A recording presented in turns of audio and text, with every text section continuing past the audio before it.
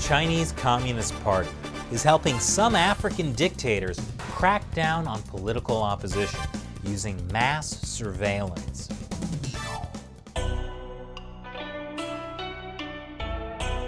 Welcome back to China Uncensored. I'm Chris Chappell. This episode has been sponsored by Surfshark, because if your government is trying to spy on you, you can use Surfshark to help protect your identity online. So, Africa.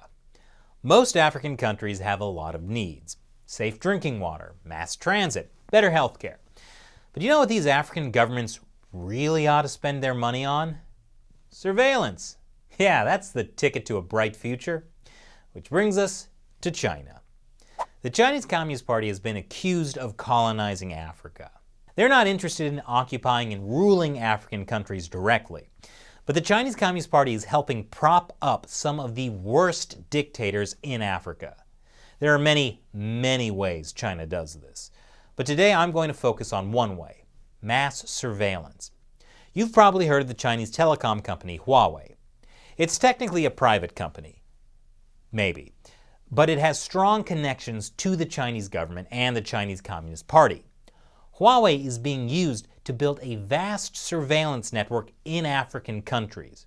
They're even training police in how to use their technology to crack down on anyone who questions that country's government. A lot of African dictators simply don't have the resources to build their own surveillance network from scratch. So they turn to China for help. Through multi-million-dollar deals with Huawei, they're bringing China's techno-autocracy to one of the poorest continents on Earth. Because sure, people may not have clean drinking water, but at least they have Huawei security cameras on every corner. The Chinese giant supplies most of the 3G and 4G cell towers, and surveillance cameras equipped with facial recognition. Even in this village where a lot of the homes don't have electricity, there's a brand new set of surveillance cameras behind me. That was from this Wall Street Journal investigation. Huawei is building the backbone of future 5G networks, but it's also building surveillance systems around the world. The Wall Street Journal investigation looked at police documents and parliamentary committee documents.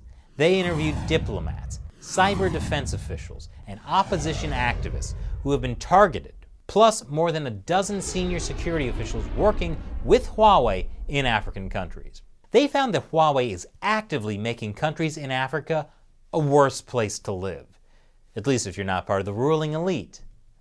The Wall Street Journal investigation says, according to senior security officials, embedded, hands-on Huawei technicians train security forces and cyber surveillance units that regularly snoop on political opposition.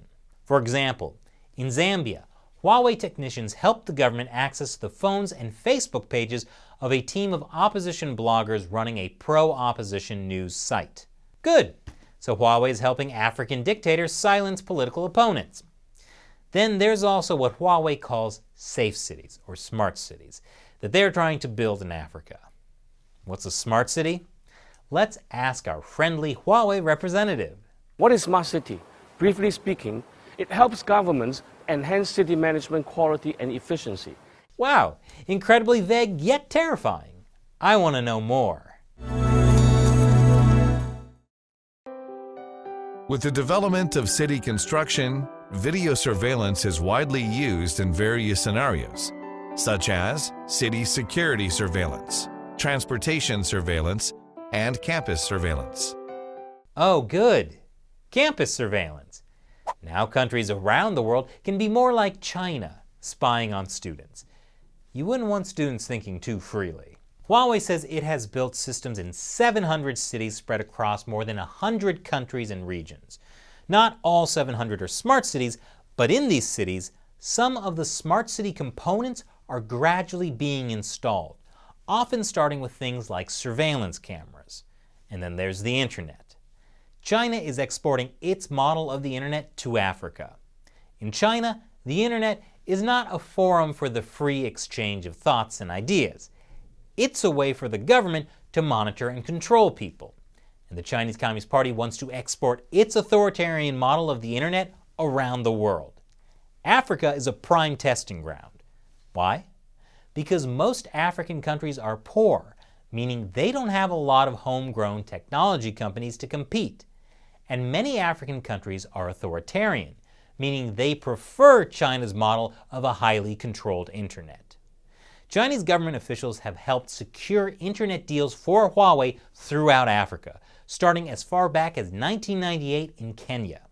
20 years later, Huawei has been responsible for connecting hundreds of millions of Africans. It has built telecom networks in some 40 African nations by offering inexpensive deals, often financed by loans with favorable terms, and providing on-the-ground customer service. Because of that, Huawei now dominates the African internet market. And on the one hand, that's a good thing. More people in Africa now have access to the internet, especially through their mobile phones. But the Chinese Communist Party had a long-term plan. According to the NGO Freedom House, most of sub-Saharan Africa is not free. When those dictators realized the threat internet access posed to their regimes, they again turned to Huawei for solutions. And things got worse. As the Wall Street Journal says, a few years ago, the East and Southern African nations appeared to be regional models for web freedom. But thanks to Huawei, that's begun to change. Huawei is bringing China's model of a highly controlled and censored internet to Africa. And let's just say, Africa's dictators are very happy. So what do you think about China and Huawei's plan for the internet? Tell me what you think in the comments below. And this episode has been sponsored by Surfshark.